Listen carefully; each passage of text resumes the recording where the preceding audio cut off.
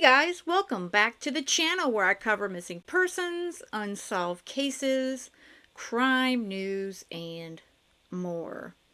You know, as I think of unsolved cases, one of the first that comes to mind is this one. 20 years.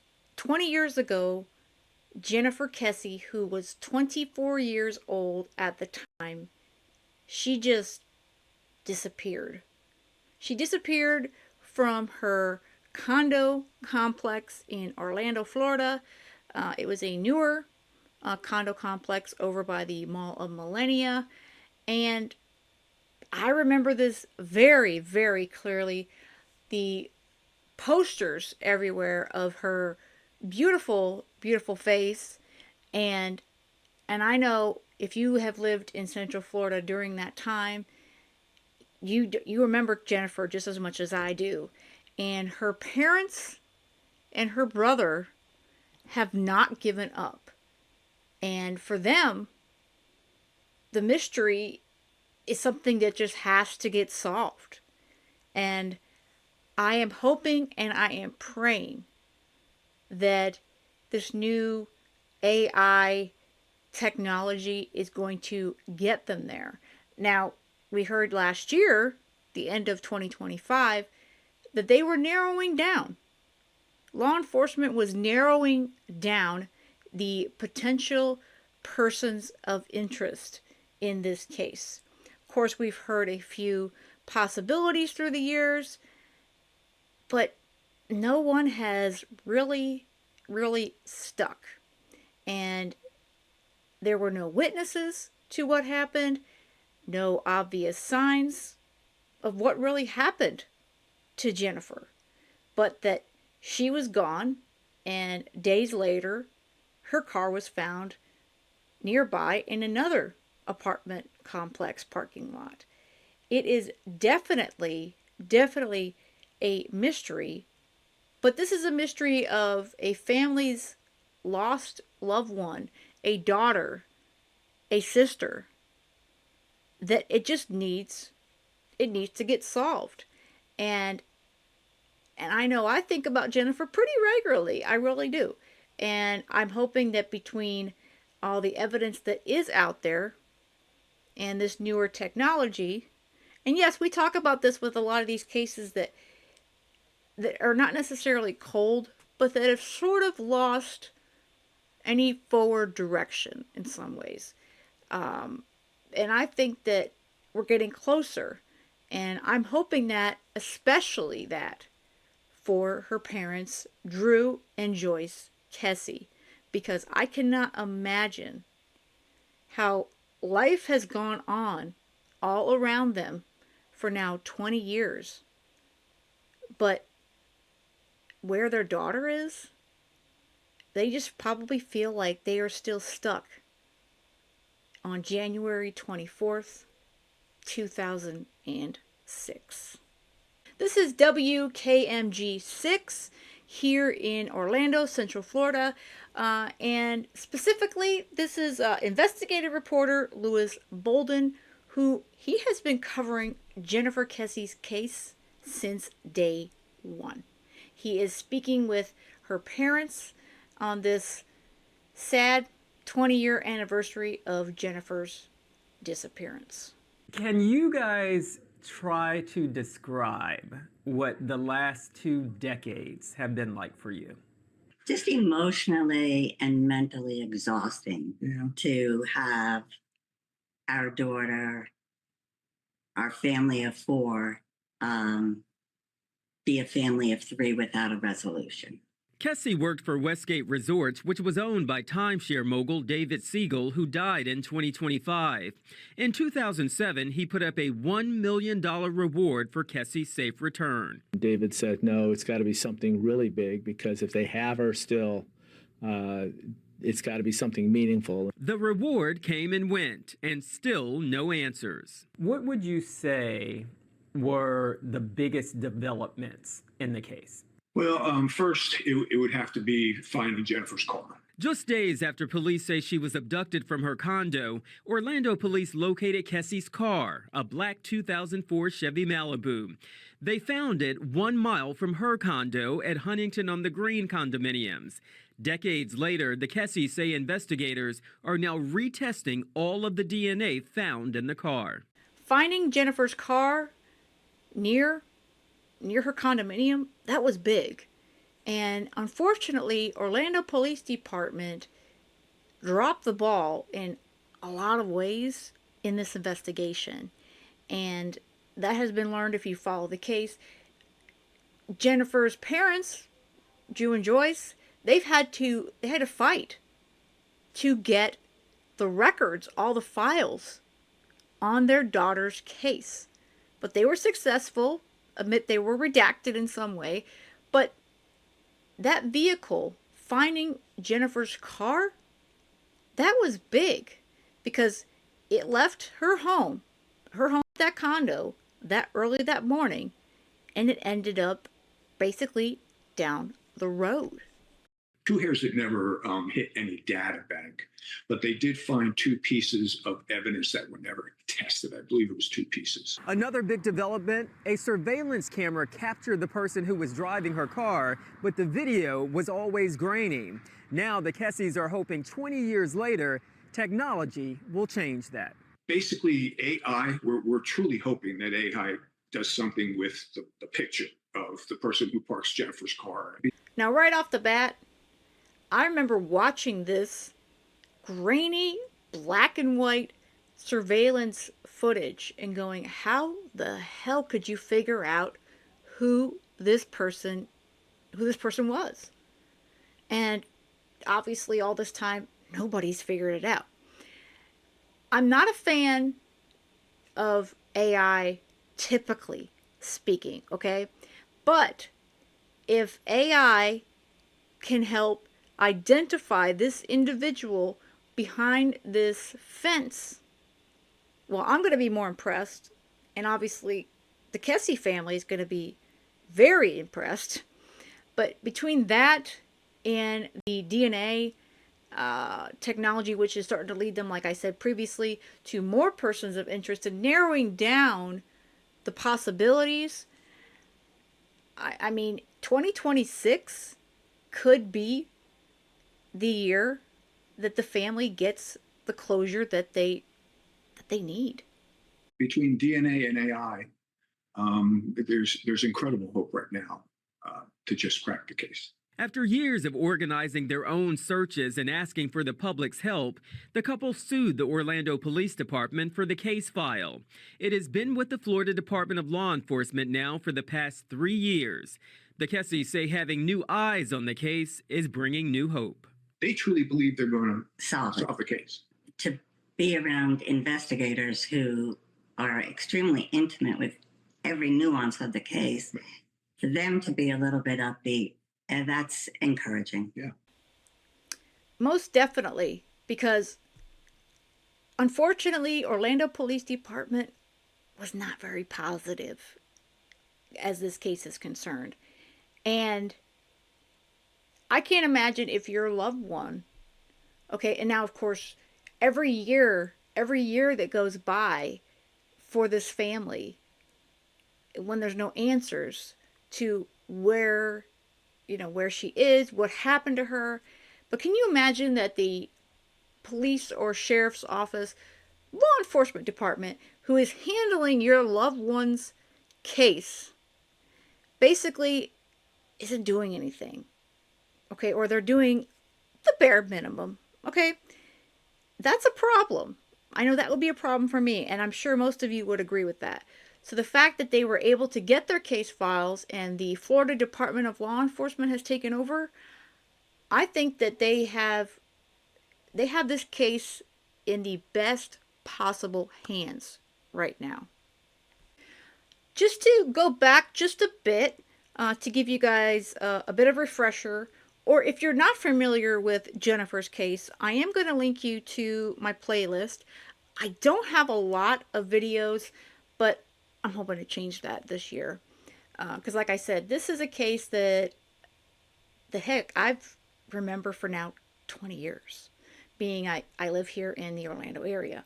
So this was actually a graphic made by WKMG6, and it goes through a bit of the timeline, key dates. Obviously, this can be narrowed down a lot more, and I did that in a video, and I will continue to do that in future videos. But this is very detail oriented for us. So, okay, so obviously, January 23rd, 2006, Jennifer went to work. She said goodbye to her boss, spoke on the phone to her family, friends, and her boyfriend.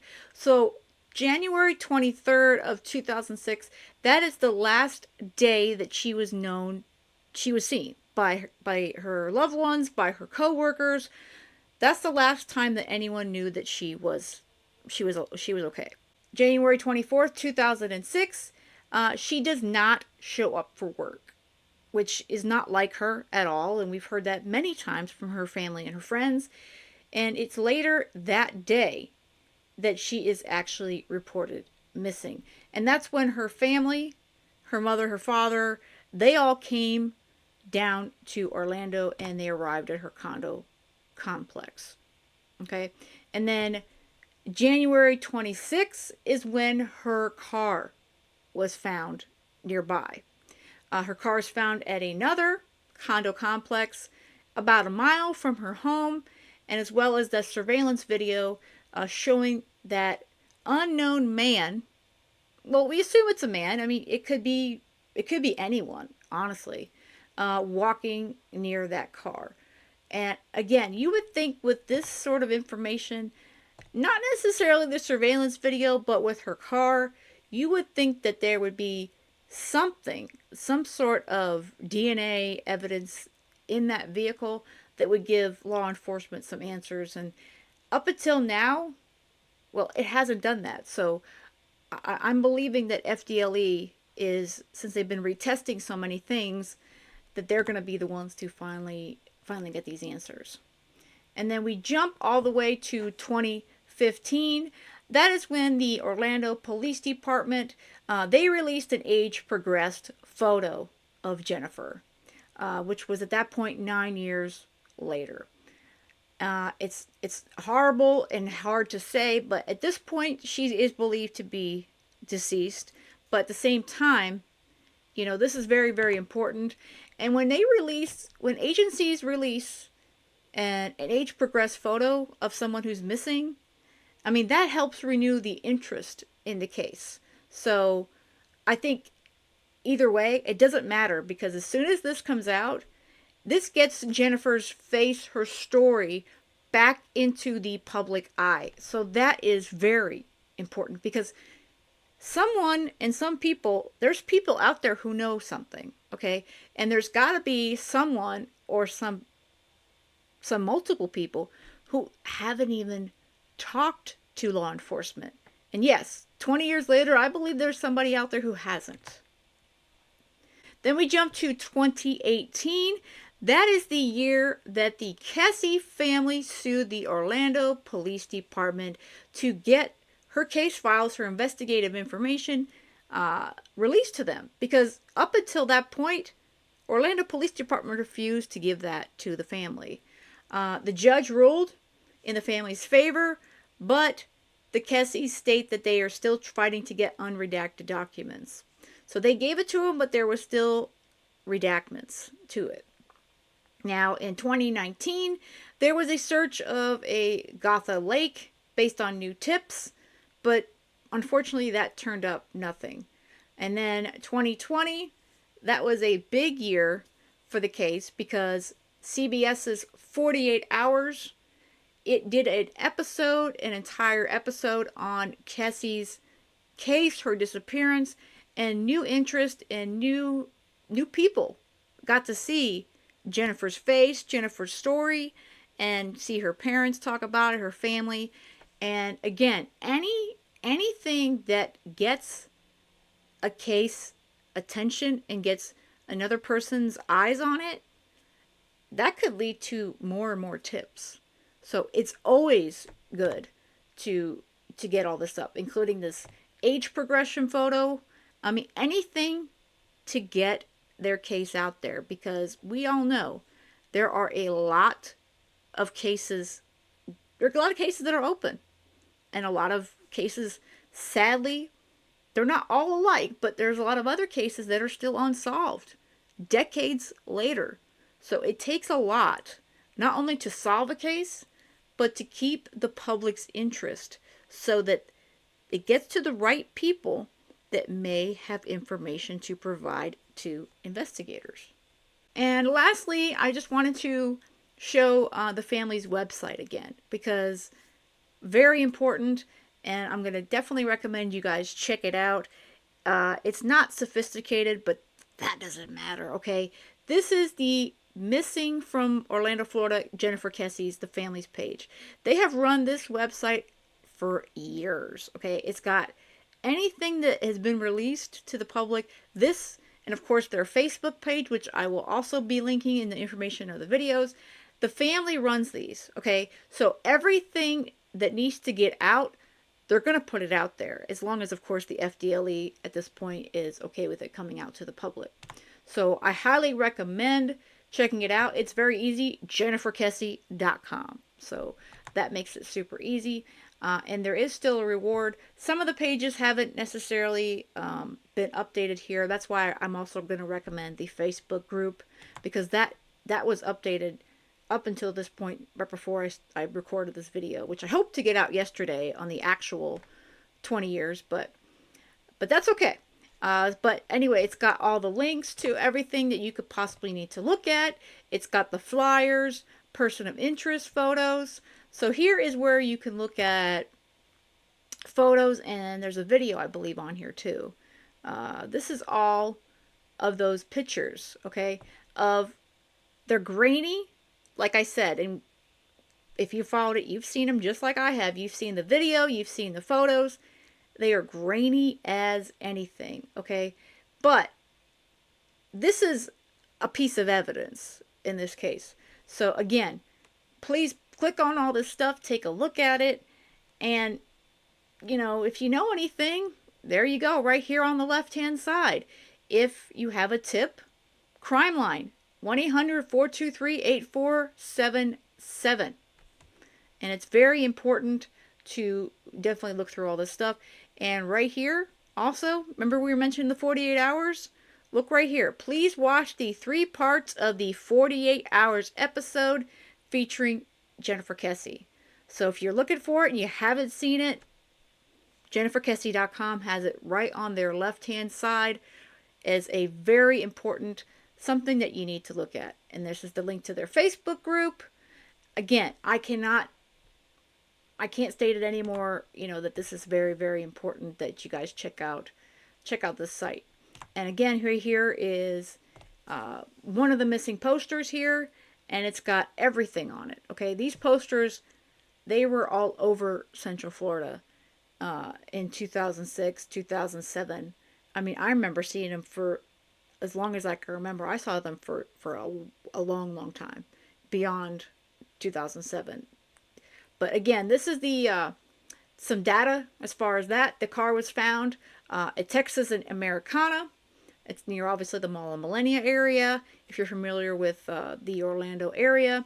The thinking the person of interest is 53255, and they lightened it up just some to see it here. And there's some photos of Jennifer. And then, of course, the crime line number again, the 800-423-TIPS. Can't state that, you know, enough times to make sure folks know the number to call if they have any information. But again, this is a case that just it needs to get solved. It truly does. 20 years is too long for this family not to have answers to what happened to their daughter. So that's all I've got for this one. I know it's pretty short, but I wanted to get something out this weekend. It was very important to me to get that out. I did post some information on the community tab as well. And Jennifer Kesse's case, she's one I do think about all the time. I mean, I can't even count on my 2 hands anymore how many of these missing kids, these missing people persons, and I hate to call them just persons because to me they're all faces. I see them. But I can't just count on two hands anymore how many of these beautiful people, these beautiful children, these beautiful adults that I think about every single day and that I pray for every single night. So let's get the word out. Let's get it all over social media. 20 years later, let's get Jennifer's face out there. Let's get anybody who's got more tips for FDLE, for Crime Line. Let's get it out there because her case needs to get solved. All right, guys, I hope you have a great rest of the day. And most of all, stay safe.